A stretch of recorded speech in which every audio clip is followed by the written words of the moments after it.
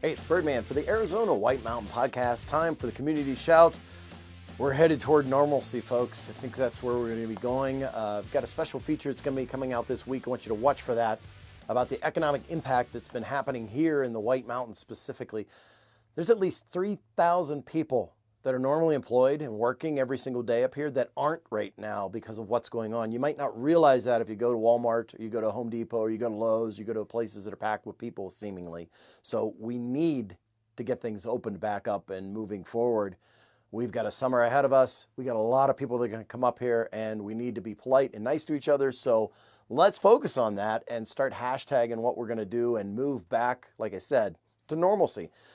Today, I've got with me Allison Hefner, the person I get to non-social distance from. So All the time. all the I'm so time. lucky. Yes, no, I'm lucky. So, anyways, first off, community garden. Tell us.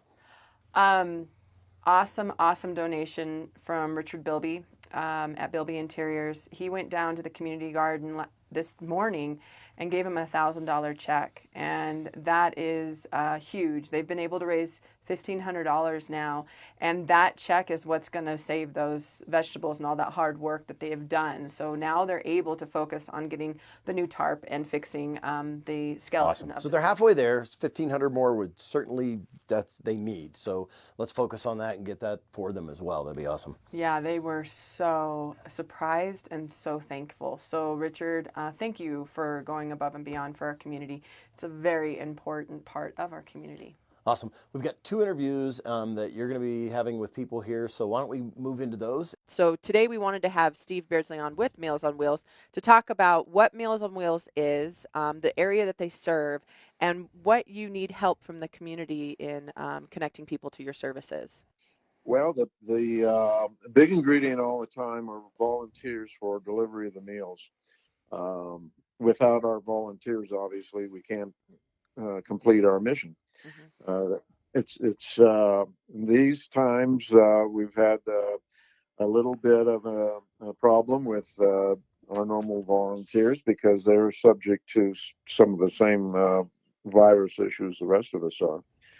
But we always want to reach out to the community and encourage anyone that would like to be of help and interact with the seniors, not just with delivering meals, but providing a little human contact, albeit at 6 foot distances. How do you become a volunteer? Well, you contact Meals on Wheels at the Sholo Senior Center, and you fill out a little application form, and you get fingerprinted and go through a state background check, which usually takes about 3 weeks or so. And you come to the facility, and we give you a little orientation, and away you go. Awesome. That sounds pretty easy. Is that held up right now just because of COVID? Are we able to do fingerprint clearance cards still? We are the Awesome. sheriff's department and Sholo police are able to do it. Not if we got swamped with a lot of people at one time, but one at a time, we're still accomplishing that. Wonderful, wonderful. So people can still reach out to you for that. And then what areas do you serve? We serve the greater Sholo, Pine Top, Lakeside area, part of Linden. We don't want to discourage anyone on the general area of the mountain from contacting us if they're in need. We'll try to accommodate areas as far as White Mountain Lakes. Okay. And then do you need how would somebody let you know of maybe a senior in their community? Because a lot of and I hate to stigmatize this, but there's a lot of seniors out there that don't have access or don't know how to operate technology as readily easily as other people do, and might need others to represent them and connect them to your services. So how would people go about letting you know that there's somebody in their neighborhood that might need these services, and if you could qualify them for that?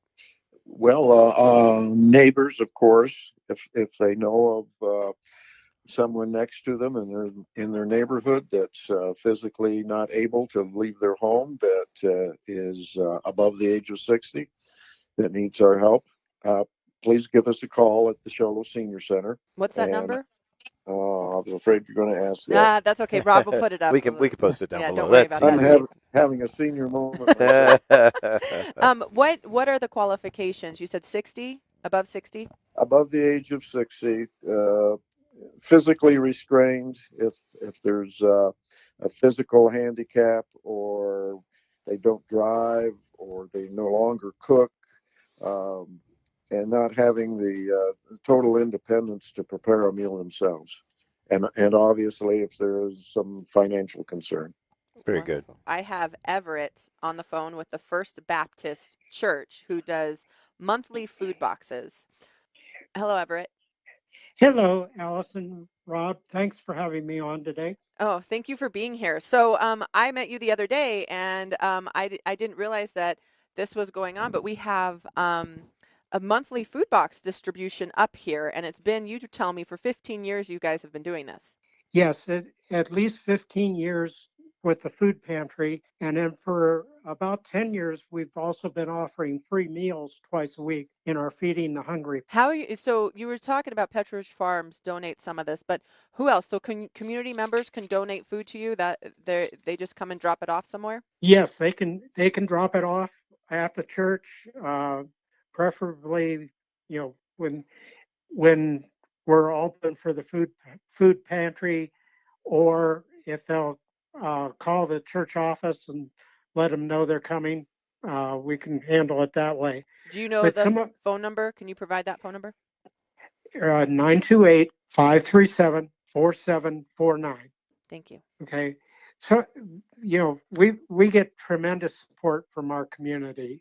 One of our partners, New Life Pregnancy Center, they share some space in our church, and they help distribute diapers and wipes to individuals who come to pick up a food basket. They're also open and can have diapers and wipes available. That's And incredible. That's a very comprehensive. I mean, there's a lot of individuals and agencies and organizations involved in what you do in meeting those needs, not just food, but to be able to have diapers and wipes. Is there formula as well?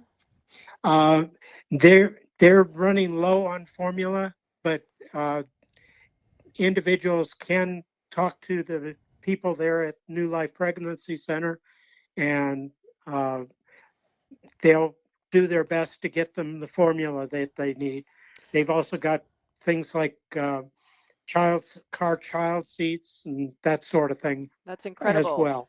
Since there are some other food banks open on the mountain, United Food Bank has asked us to pull back to only serve our normal zip code areas, which are Show Low, Linden, Pinedale, Clay Springs, White Mountain Lakes, the Y, and Vernon. So folks from Pinetop Lakeside need to go to the either Faith with Action, White Mountain Catholic Charities, or other ministries in that area. But we're ready to serve the community.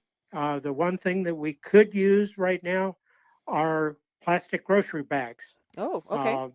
because we get, for example, we got in a load of produce yesterday, and the items have to be rebagged before they can go out into the baskets.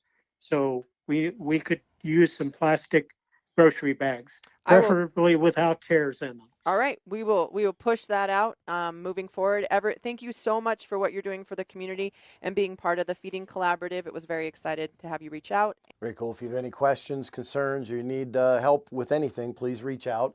We've been putting that link on the daily updates about the church AZ.us.